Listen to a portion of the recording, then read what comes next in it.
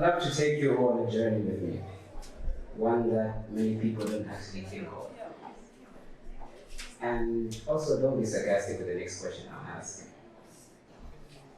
Have you ever just wanted to hold light in the palm of your hands? Hold glitter, grapple sparkles, clamp lamps, grip beams. My mind gleamed with curiosity.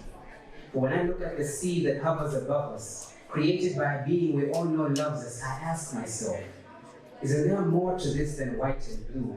Isn't there more out there to view? There must be stories and clues hidden in the rainbow's hue. You see, the clouds are gates, not curtains, not drapes, I'm certain.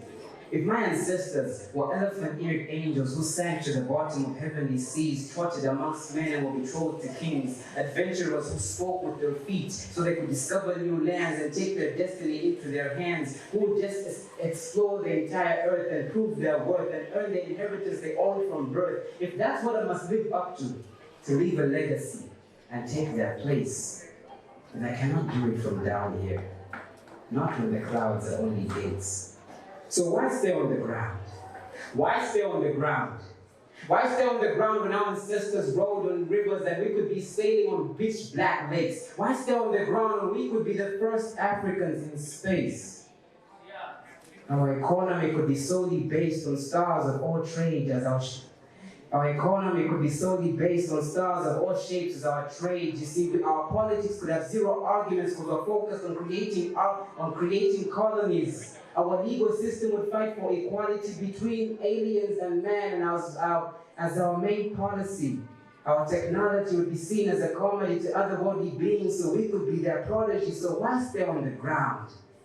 For man has been to the moon and sent so many satellites to swim in the cosmos, so why are we down here acting like the sky has got closed doors? But I'm speaking to you from the vacuum of space. I've been here for years, which were once months and days. I didn't wait for you to believe that we could launch ourselves, because I've seen African dreamers stoned using bricks thrown by African builders, who didn't think they could construct towers till they saw them, or make cars till they drove them. So I chose to just float in a place where I'd be also lofty and see heavenly bodies. And am I the only one who thought that heaven would be a little different? Maybe not blue skies with cloudy terrain that would never spew rain, or gold streets with melodies that sweep the ears of the righteous' residents and eloquence being evident in the righteous' residence. No. I realized that you and I were wrong.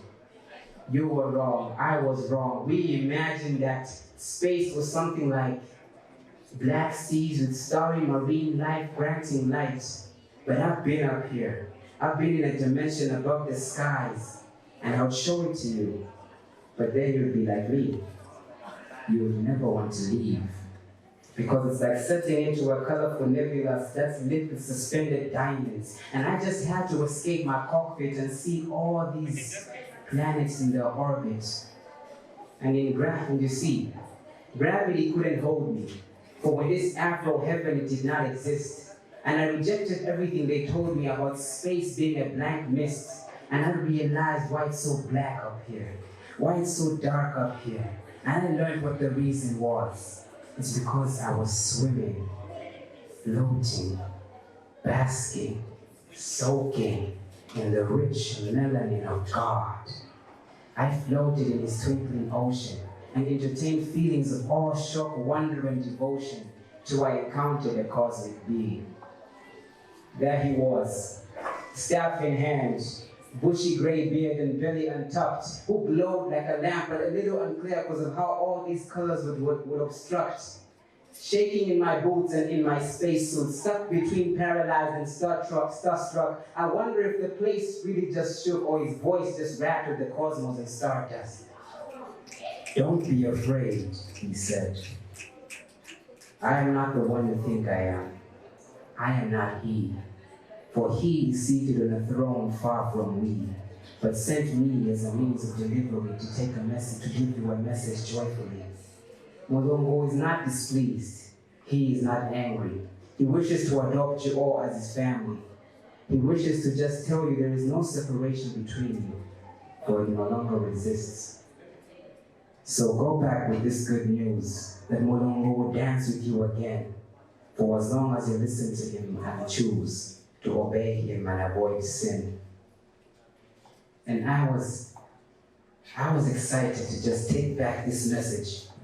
But with as much humility as I could pack into a single sentence, I asked this angel of Mulungu for one thing. I asked him for a gift.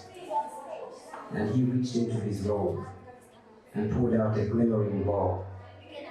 And it just shone. It was a star, the brightest of all. So have you ever felt like just holding light in the palm of your hands? To hold glitter, grapple sparkles, clamp lamps, or grip beams. For when I held this star, my hands began to tingle, and my eyes could have really melted.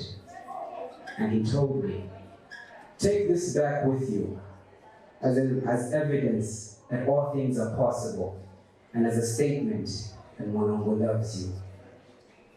As I looked at this star, looking at how it just almost melted my eyes and how it made me feel it made my hands tingle, I thought about how my fellow Africans would think it's a little too simple and think that this entire story is a lie.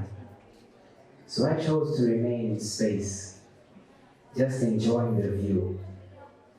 I mean, nobody would believe me down there if I brought this to you. Be honest, would you?